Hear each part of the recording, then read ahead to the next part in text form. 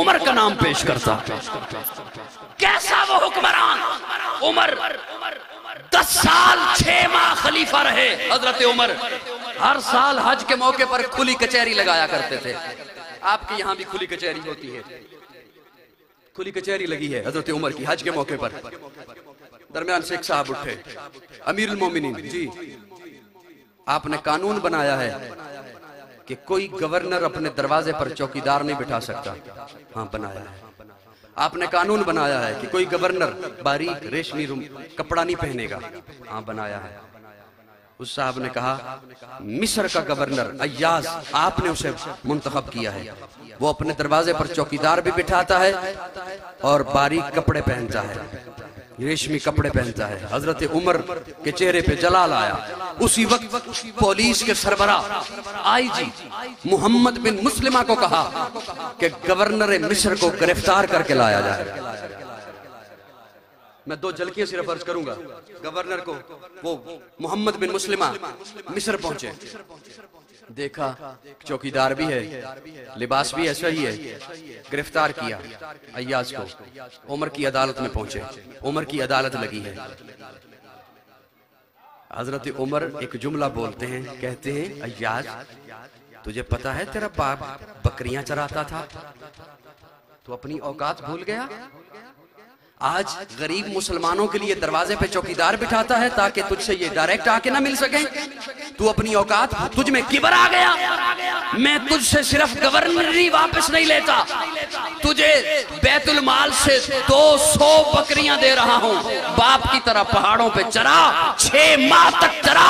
जब तेरा पारा नीचे आ जाए, तुझे अपनी औकात याद आ जाए, उमर के पास वापिस आ जाना, उमर तुझे वैसा ही पाएगा। उमर, आज इन स्कॉलरों को उमर याद नहीं आ रहा जिसने दुनिया भर को तर्ज़े हुकूमत सिखाया है, जिसने हुकूमत करने के तरीके सिखाए हैं, हुकूमत कैसे की जाती है। इन्हें क्यों वो उमर याद नहीं आ रहा? वो आधी दुनिया का हुक्मरान था।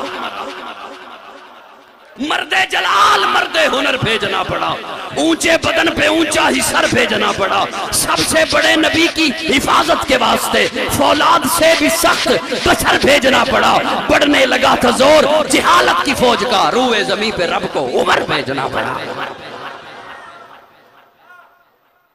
कैसर रूम ने हजरत उमर की खिदमत में एक शख्स भेजा,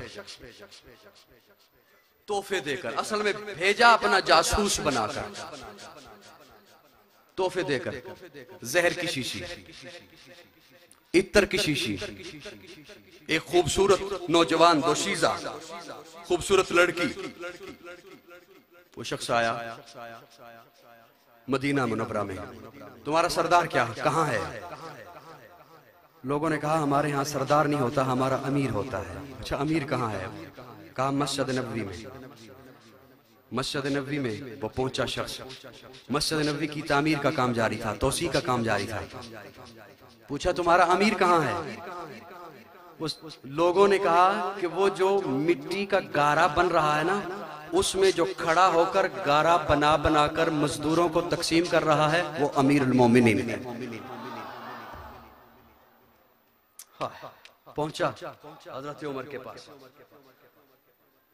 मुझे कैसे भेजा? कैसर रूम ने। अच्छा तोहफे देकर भेजे। क्या तोहफा? कहा ये जहर की शीशी है, ये उसने भेजी है कि जहां उमर तेरा दुश्मन हो ना, जिस रास्ते से आ रहा, अगर वो चखे नहीं तो उस रास्ते पे गिरा दे, ये उसके जिस्म से जहर छू जाए तो वो मर जाएगा।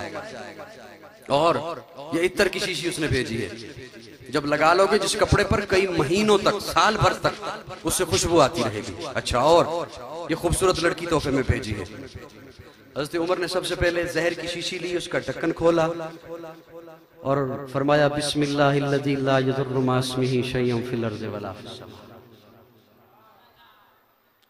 वो बेहोश हो गया। वो जो कासिद आया था उसे होश आया। क्या हुआ तुझे? उसने कहा वो जहर, वो कैसर ने कहा था जिसे छू जाएगा वो मर जाएगा।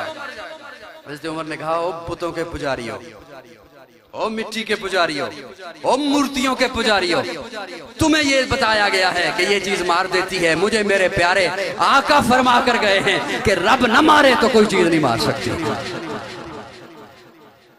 अच्छा, इत्र की शीशी, इत्र की शीशी ली, उसका ढक्कन खोला और हजरत उमर उस गारे में खड़े थे, उस गारे में मिला दी।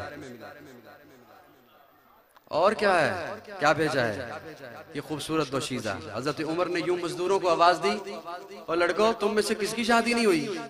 उसने कहा जी मेरी नहीं हुई। फरमाया इधर आ, तेरा निकाह से पढ़ाऊं। वो शख्स वहां से वापस गया और जाके बादशाह को कहता है याद रख तू उमर का मुकाबला नहीं कर सकता।